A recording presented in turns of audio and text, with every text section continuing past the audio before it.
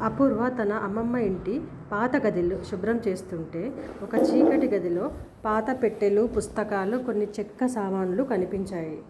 ఒక చెక్క పెట్టె తెరిచి ఆమెకు అందులో ఒక పురాతనమైన పెన్సిల్ కనిపించింది. అది చూడ్డానికి సాధారణంగా కనిపిస్తుంది, కానీ అది చేత్తో పట్టుకుంటే మృదువుగా కాంతి వెలిగింది.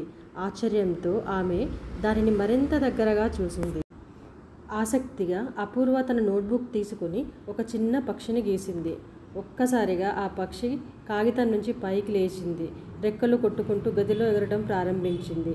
అపూర్వ ఆశ్చర్యంతో చూస్తూ చేతిలో ఉన్న పెన్సిల్ను గట్టిగా పట్టుకుంది. ఇది నిజమేనా అని అనుకుంది. ఆ పక్షిని తాకడానికి ప్రయత్నించింది. అది మెల్లిగా ఎగిరి ఆమె నోట్బుక్ పైన వాలింది. ఆమె ఆనందంతో మరో ప్రయోగం చేయాలని అనుకుంది. నేలపై నోట్బుక్ ఉంచి అందమైన పువ్వును గీసింది. క్షణాల్లో అది సజీవంగా మారిపోయి అపూర్వ చేతిలో కొంచెం పరిమళాన్ని వెదజల్లింది. ఆమె మెల్లగా తన చేతితో ఆ పువ్వును తాకింది. ఇది మాయా పెన్సిల్, కానీ దీని శక్తిని మంచి పనులకే ఉపయోగించాలి అని తనలో అనుకుంది. అపూర్వ తన పెన్సిల్ మాయాశక్తిని అర్థం చేసుకుంది. దానిని మంచి పనుల కోసం ఉపయోగించాలని నిర్ణయించుకుంది. ఆకలితో ఉన్న జంతువుల కోసం తినేందుకు భోజనం గీసింది. తన తోటకు అందమైన పూలను సృష్టించింది. గ్రామంలో ఒక బద్దలైన మార్గాన్ని, ఒక చిన్న వంతెనను గీసింది. క్షణాల్లో ఆ మార్గం ఒక అందమైన వంతెనగా మారిపోయింది. గ్రామస్తులు ఆశ్చర్యంగా చూస్తున్నారు. చిన్నపిల్లలు ఆనందంతో చప్పట్లు కొడుతున్నారు. అపూర్వ చిరునవ్వుతో వారిని చూసింది. ఒకరోజు గ్రామంలో స్వార్థపరుడు అపూర్వ పెన్సిల్ శక్తిని గమనించాడు.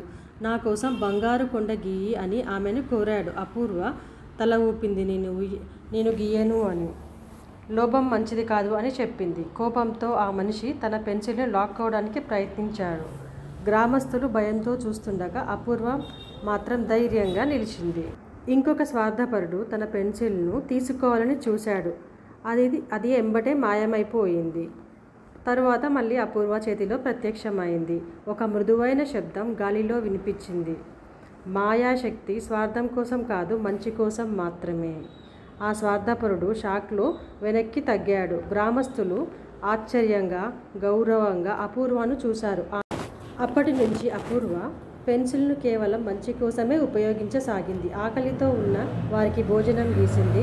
పచ్చదనాన్ని పెంచేందుకు తోటల కోసం మొక్కలు గీసింది. పిల్లలకు అవసరమైన పుస్తకాలు, బొమ్మలు గీసి వారికి సంతోషాన్ని, ఆనందాన్ని కలిగించేది.